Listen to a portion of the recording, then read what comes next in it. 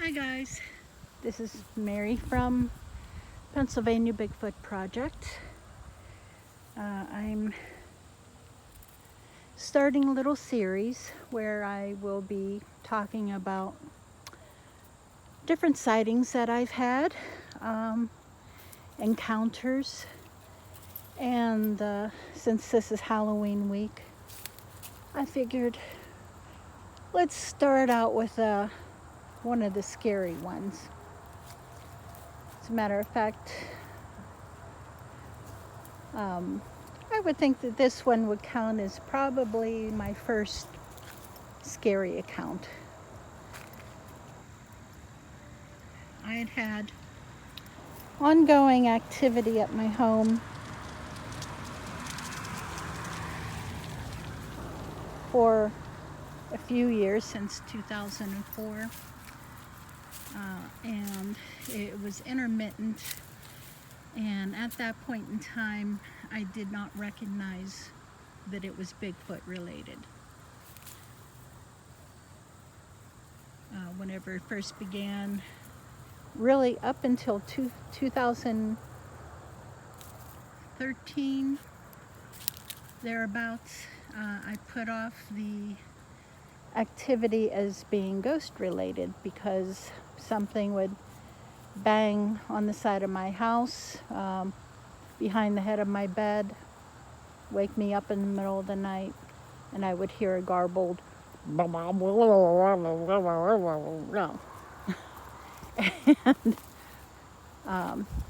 I put it off as being the ghost of the former owner, an elderly gentleman, that he was possibly unhappy with me moving in there with my husband. I don't know, but anyway, it turned out that no, it was not a ghost. It was Bigfoot, who would come by like every 3 weeks or so, and he'd whack the side of the wall, peek in the windows. If I wasn't in the bedroom, he would come peek in the window or the patio door window.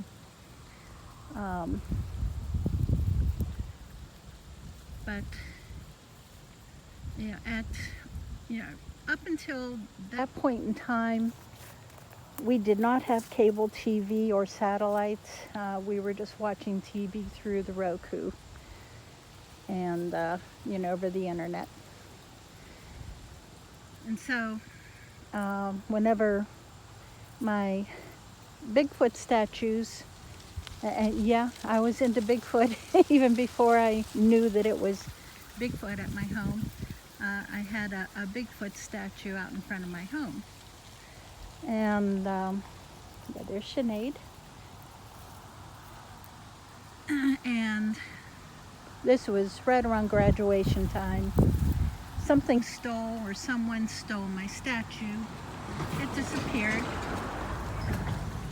I was extremely angry because the statue cost over $100. And I posted on Facebook about it and so on and so forth. I was interviewed by local Pittsburgh television news, Brenda Waters, on KDKA. I was on the evening news. I was interviewed by the Beaver County Times, Beaver, Pennsylvania. And that newspaper article and the article on the KDKA TV website went viral. It was all over the United States that weekend, which was hilarious. But we eventually got satellite TV. Well, I'm getting ahead of myself. During the TV interview with Brenda Waters, she asked me if I watched that Bigfoot TV show that was on TV, a group of 4 different people going around. And I said, well, I don't have cable TV, so no, I've never heard of it. And but eventually, I think in 2015, we finally got a good enough deal to get satellite TV and hooked it up. And I was curious about this Bigfoot TV show, and I watched it. And these people are going around whacking on trees and hooping and hollering, and so so one day I'm out riding around, and on the way back I took a shortcut home. I came down this road,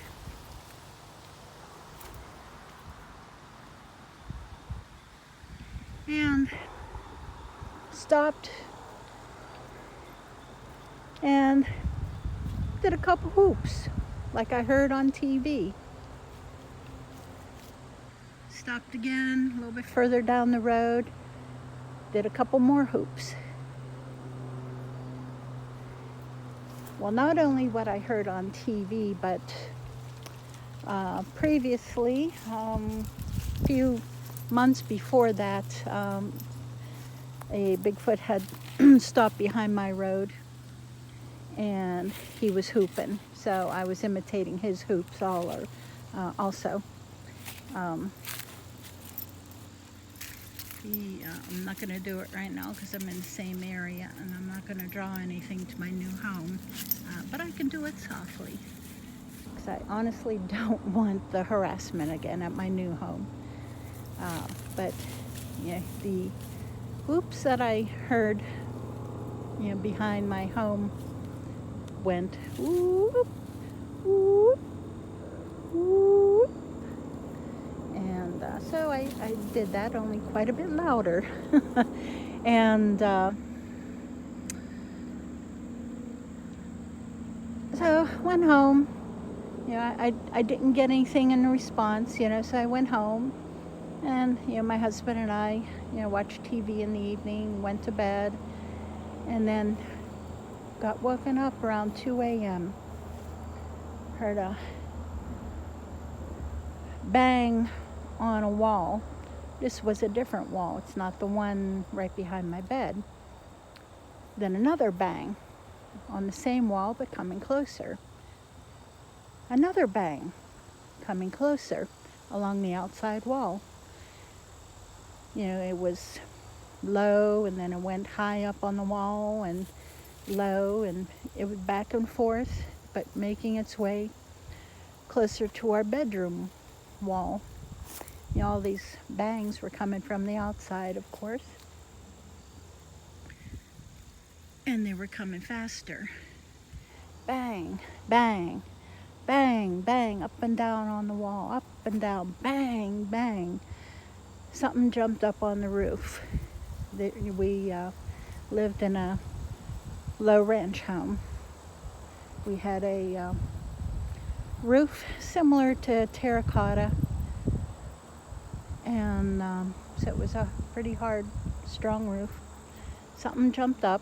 Couldn't have been a full-grown adult, for sure. Otherwise, it would have probably broken through at least part way. But yeah, something jumped up. You could hear it running back and forth across the top of the roof. Something banging. And this went on for a good half an hour. Banging on the walls. Something running across the roof. Bang, bang. My husband, both of us got our pistols out. And eventually, after half an hour, the banging stopped. So my husband went out, checked all the doors of the house, he looked out the windows. Couldn't see anything. And I'm freaked out, needless to say. And my husband, he went back to sleep almost immediately. In fact, whenever I ask him about it now, he doesn't remember, because he was probably half asleep during the banging anyway. But I sure remember it because it was scary. Coming both high and low on the walls. So it wasn't a deer. Antlers hitting against the side of the house. So that kind of taught me a lesson. Anytime that I go out, even on research trips, I don't hoop. I don't bang on trees. Whenever I'm out in the woods, I just walk around normal. I hike. Me and my dog, Sinead.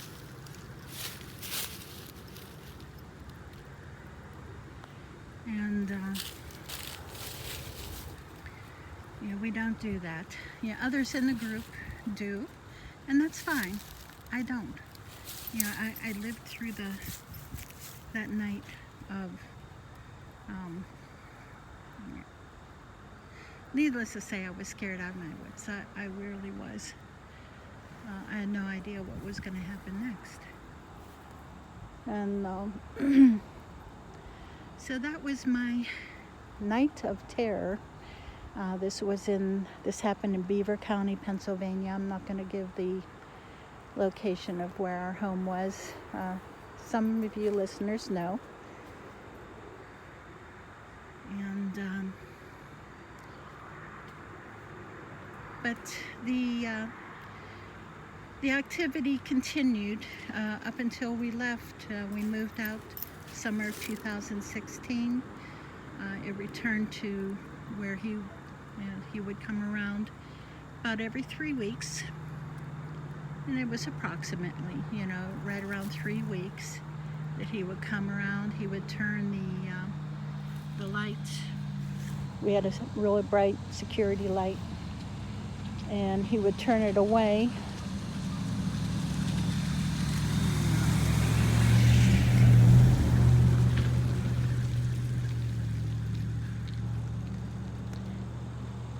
And he would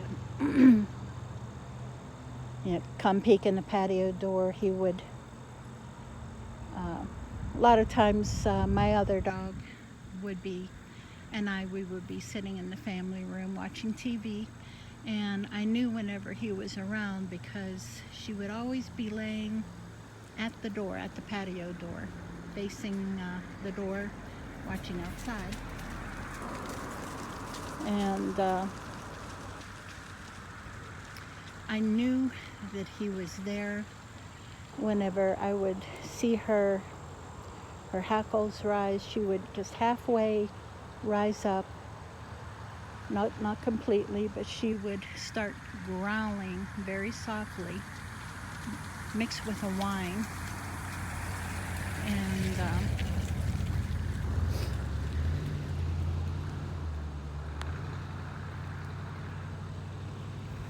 And she would crawl backwards, underneath the dining room table, across the room until she was huddled up against my legs, quivering in fear. She was a rescue. She was a border collie also. We got her from Border Collie Rescue out in Minerva, Ohio. It's Indian Summers Border Collie Rescue. They're located in Minerva, Ohio. If you're interested in rescuing a border collie, they are the best. Honest to God, they are. The dogs and the rescue. But I was especially protective of her, of my dog, because she was a rescue. And she was very timid, possibly abused by the previous owners. And she was just starting to get her voice. And, and it still upsets me to this day, how frightened that she was. And whenever I saw that, no, it didn't scare me. It made me angry. you know, she would act that way and be shivering up against my legs. I would get up, walk over to the door very firmly, you know. If he was peeking in, I'm sure he was. He knew that I was pissed. So I would walk up to the door, throw the door open, and I'd holler. I'd holler out at him. Well, of course, he had run off by the time I got to the door. You know, he's probably peeking up over the wall at me laughing. But he knew I was pissed. He knew he couldn't bully me.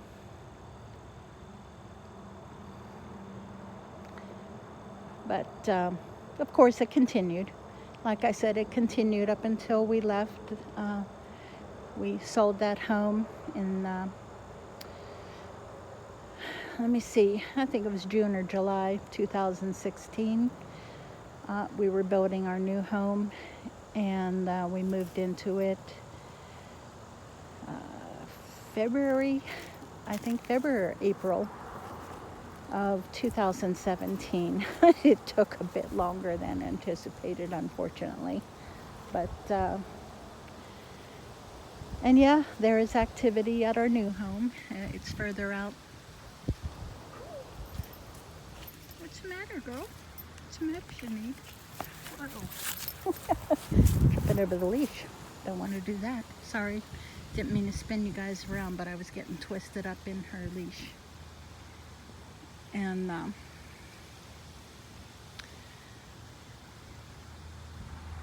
but that was my, what I call, night of terror. I have the story written down in my group. It's in the file section. I just bumped it up today.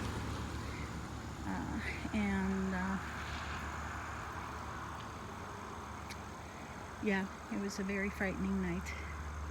But, tell you what, like I said, this is the beginning of a series where I will be talking about my various adventures, my sightings, encounters, and fun times and scary times, and just plain awe-inspiring times.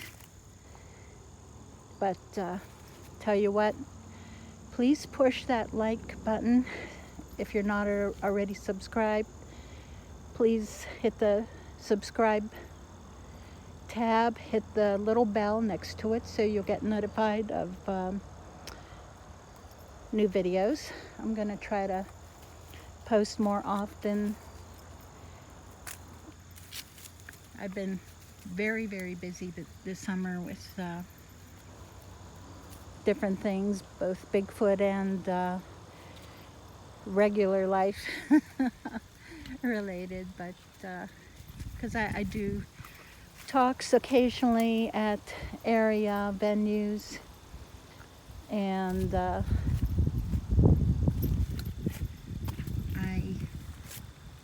kind of enjoy doing those. I'm just getting used to doing them.